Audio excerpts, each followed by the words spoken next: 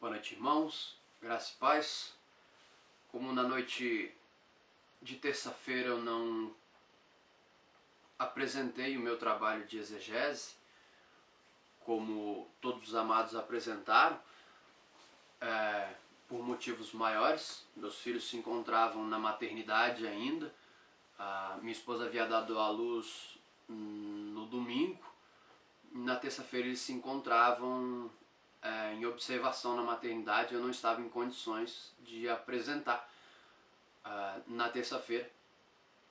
Então eu falei com o pastor Ari e ele me pediu que estivesse gravando esse vídeo com a minha apresentação. E aí está. Eu gostaria de trabalhar nessa noite e apresentar aos amados Mateus capítulo 3 e verso 11, que é o versículo que o pastor Ari pediu que cada um escolhesse um versículo e estivesse trabalhando. Foi esse o versículo que eu escolhi, que diz assim. Eu vou estar lendo na versão revista e atualizada, Almeida Revista e Atualizada. Mateus 3, versículo 11. Diz: Eu vos batizo com água para arrependimento, mas aquele que vem depois de mim é mais poderoso do que eu, cujas sandálias não sou digno de levar. Ele vos batizará com o Espírito Santo e com fogo. Então esse é um versículo um tanto complexo, tem gerado bastante discussão interpretativa, e por ser um versículo polêmico foi que eu escolhi para estar trabalhando, para estar estudando a nível de conhecimento e experiência, para estarmos aprendendo mais da palavra de Deus. Acredito que isso é sempre bom.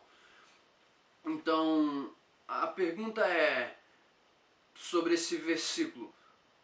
O batismo que João está relacionando aqui, o batismo com o Espírito Santo e com fogo, como o versículo 11 nos mostra, ele é a mesma coisa ou são duas coisas distintas?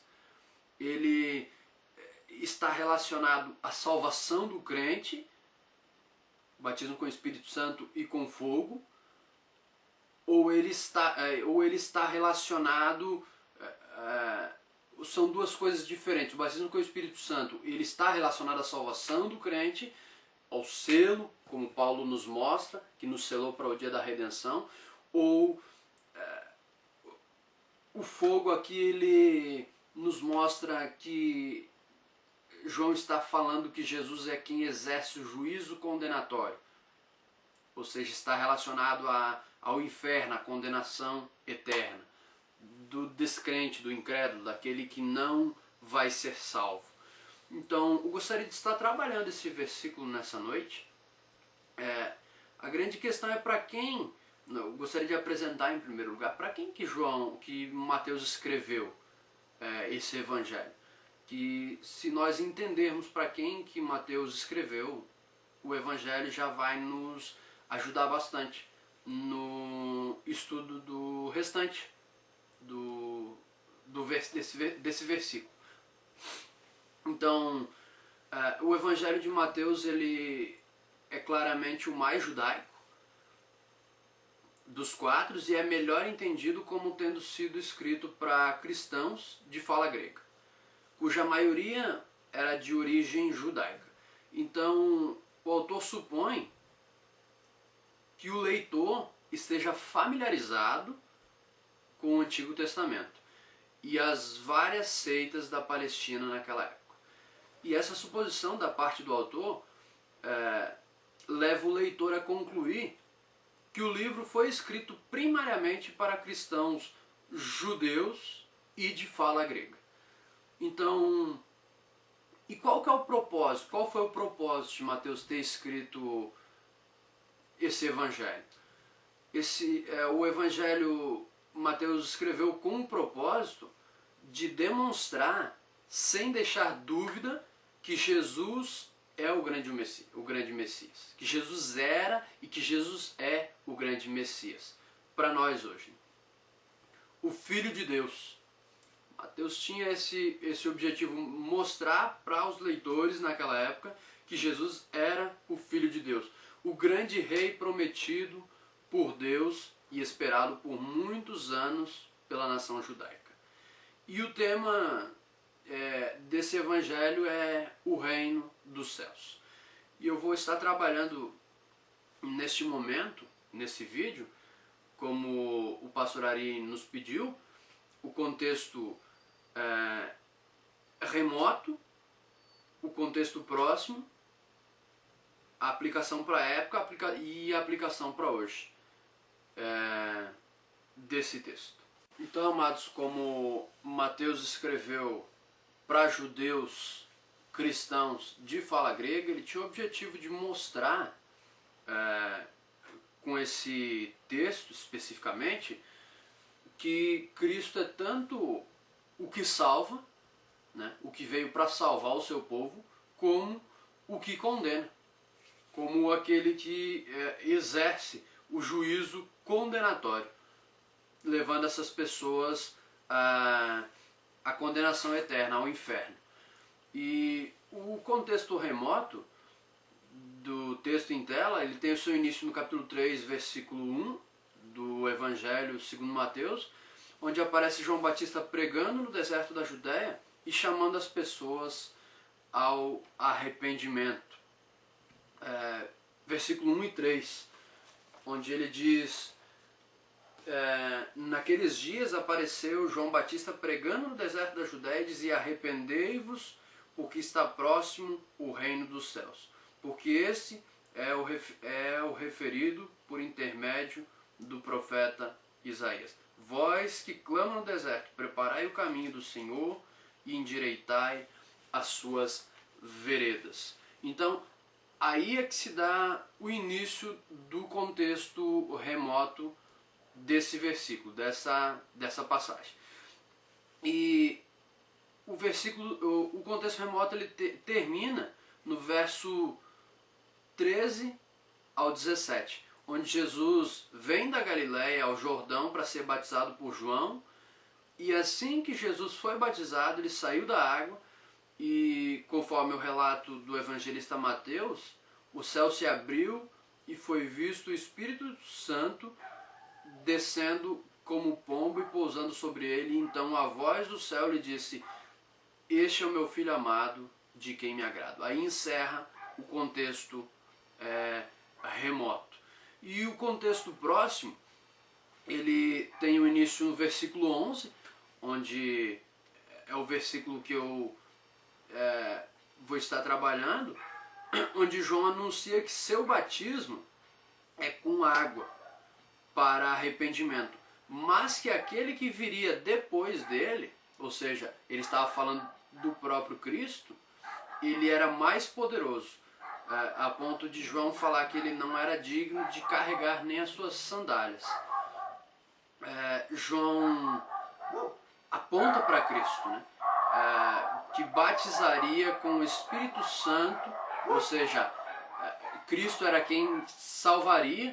Cristo veio com o objetivo de salvar pessoas, batizando com o Espírito Santo e com fogo, que eu acredito que o contexto nos mostra aqui que esse batismo com o Espírito Santo não é uma segunda bênção, não é uma segunda experiência que os cristãos têm, conforme alguns mostram, alguns até fazem a seguinte pergunta: você é batizado com fogo? Você foi batizado com fogo? Então o contexto nos mostra que esse batismo com fogo é o juízo de Deus, que Jesus, ele é quem exerce esse juízo, batizando as pessoas com fogo, jogando elas no inferno, na condenação eterna. Então, e o contexto próximo ele tem o seu término no versículo 12, onde ele anuncia que Jesus era o que tinha sua pá na mão, e com essa pá ele limparia completamente a sua eira, né? Recolhendo o trigo no celeiro. Quem é esse trigo? Os salvos. E queimando a palha. Quem é essa palha? Os não salvos. Em fogo inextinguível, ou seja, o juízo condenatório de Deus sendo exercido sobre os não salvos. Se analisarmos o contexto, a primeira vez em que aparece a palavra fogo,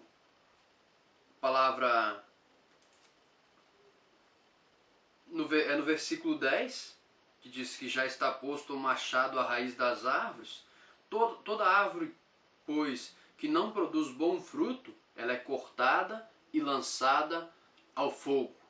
Relacionando esse versículo, o fogo relacionado à condenação. A segunda vez que aparece a palavra fogo é o versículo 11, o versículo qual eu estou trabalhando, onde João diz que ele batizaria com água para arrependimento, mas que Jesus, ele era quem batizaria com o Espírito Santo e com fogo. E a terceira vez que aparece a palavra fogo nesse contexto é no versículo 12, que diz que a sua pá ele a tem na mão, falando de Cristo, e limpará completamente a sua eira e recolherá o seu trigo no celeiro, mas queimará a palha em fogo inextinguível. Então, as 3 vezes que aparece a palavra fogo, ela em momento algum está relacionada a uma segunda bênção, ela em momento algum está relacionada a salvação do crente em si. Então, o fogo de Deus, nesse contexto especificamente aqui, ele está relacionado à condenação do não salvo. O fogo ele purifica o crente, o fogo do Espírito Santo ele purifica o crente, ele limpa o crente do pecado, mas ele condena o ímpio em fogo eterno. A aplicação para a época, uma vez que o Evangelho de Mateus ele foi escrito para judeus, com a finalidade de transmitir os ensinos de Jesus e mostrar que com a vinda de Cristo estavam se cumprindo as promessas de Deus e a presença do reino de Deus, ou seja, ele era o Messias tão esperado pelos judeus. A aplicação desse versículo para aquela época, ela era que o batismo de João Batista, ele não salvava, ele não salvaria as pessoas, né? O batismo de João ele não era um batismo salvífico, ele é um batismo simbólico. João não veio para salvar, pelo contrário, ele veio para preparar o caminho do Salvador, como ele mesmo fala no contexto. Ele é a voz que clama no deserto, vem preparando o caminho, né? Então o batismo de João era em direção ao arrependimento, né? Uma demonstração simbólica de conversão. Todavia isso deveria resultar em fruto digno de arrependimento, como o contexto mostra.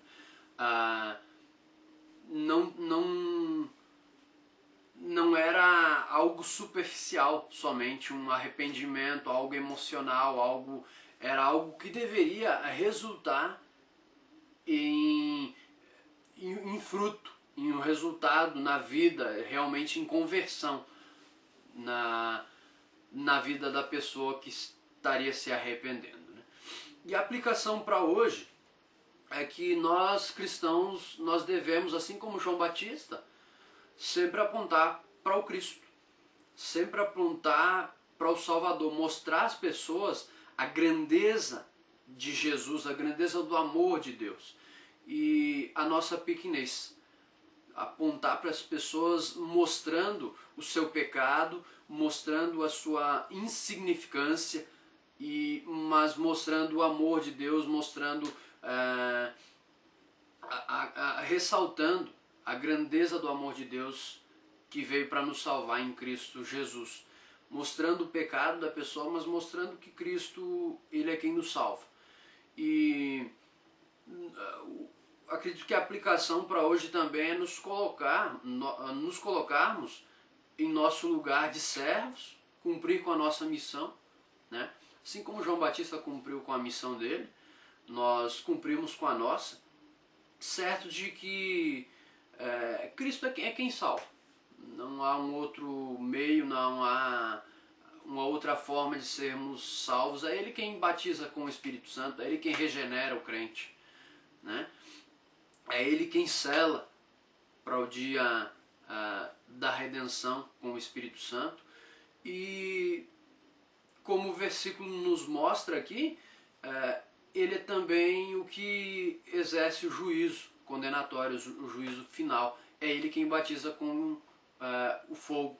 Acredito que o batismo com o fogo, a primeira vinda, Cristo veio batizando com o Espírito Santo. Na segunda vinda, Ele vem realizando esse juízo condenatório. Ele vem para batizar com fogo. Ele vem para exercer o juízo final. Ele vem para jogar a palha em fogo inextinguível. Quero agradecer aos amados pela atenção, louvar a Deus pela oportunidade de caminhar juntamente com os irmãos, ao pastor Ari pelos momentos de aula, pelas excelentes aulas. Que Deus nos abençoe e que possamos continuar caminhando debaixo dessa graça, desse tão grande amor e das misericórdias do Senhor que tem nos alcançado. Deus abençoe.